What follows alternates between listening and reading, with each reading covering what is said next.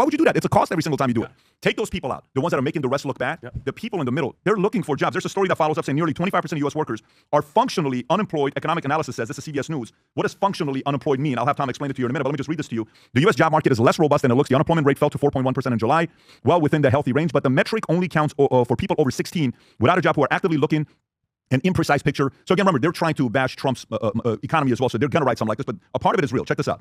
The true rate of unemployment captures the functionally unemployed, those out of work and looking, plus people involuntarily working part-time, and those earning poverty-level wages, which is what, under $26,000 a year before taxes. By that measure, functionally unemployment has climbed 4 straight months and stood at 24.9% in July, down from 25.2%. We shouldn't read too much into a single month, but 4 months begin to tell a story. Tom, is this a concern when you see numbers like this? So, yes. It means that the labor market is not as hot or as we think it is. We already know that right now that layoffs have led to more corporate efficiency. So when you look at the K-shaped economy, you've got the stock market with much more efficient companies in terms of profits per employee in certain sectors. And you've got, instead of the Magnificent Seven, now we've got, the AI crowd driving it. But what this talks about, functionally unemployed, talks about those people that are out of work, plus people that are voluntarily working part-time away from their full-time capabilities. So it'd be like, Vinny, like you're an accountant and you work part-time for a tax prep company because you can't find a full-time accountant role. We would call you functionally unemployed. You would take a full-time accounting role if you could find one in your town, and you're like, crap, I can't. So you take like a part-time seasonal tax prep role for now. Additionally, they include the poverty level wages. Well, I have a hard time with that one because what they do is,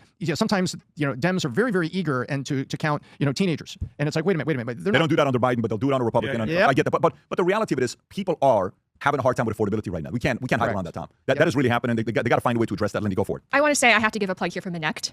There have been a number of people who've reached out to me on Monect for this very reason. They tell me they're applying for jobs on LinkedIn or through the company websites and they can't hear back. They don't hear back for months. I have one dear friend on Monect. His name is Matt, and he's applied to hundreds of jobs and has never heard back. But he said, I reached out to you. I've written him recommendation letters. I got him jobs. I've opened doors. Wow. This is all through Monect because you're actually going to hear back. Yeah, and by the way, one of the things about Lindy, shout out to Lindy. Lindy is phenomenal on Monect. 8,629 conversations she's had on Monect. So anybody watching this that wants to Monect with Lindy, send her a message. She is so active. She's got hundreds of conversations. I love you guys so much. I deeply care about you like my family. You guys are the best, I have to say. And a quick shout out to Vinny. He just crossed 10,000 Monects. He's in the 10,000 club. The award's going to go to her. All right, okay, I'm just going to add one thing. Go ahead. I think there's one component that we should add. Looking for a job is a deeply emotional thing, especially if you don't have one. Like, it reminds me of the scene of Friday when he says, you messing with my money is like messing with my emotions. He's like, I don't like me messing with my money or my emotions. So when you can't find a job and you're searching out there and you're getting upset, speaking of Monect, I got back to Monect yesterday. One was the most optimistic, future looks bright message. I'm figuring it out. I got this. This is what I'm doing. This is what I'm doing. And the next message was like, life sucks. Life's tough. I can't figure it out. The economy. And I told him, buddy, your messages came at the wrong time. Because I just told this guy, amazing, your optimism. And now you're just like wallowing in self-pity. Nobody's going to feel bad for you, especially as a dude. So what I realized is when it comes to getting a job, it's not where you start, it's where you finish.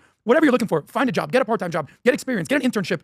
That's only temporarily. At the end of the day, if you actually have what it takes and you have the skills to pay the bills, you'll keep moving up, you'll keep finding the right thing. I was a jack of all trades until I was 27, broke as hell, but I made connections and relationships that still serve me. So focus on what you can do, not what you can't do. I agree. I think that's a good message for people to consider as they're going through it. Now, let's talk about something. Earlier, we talked about, the poly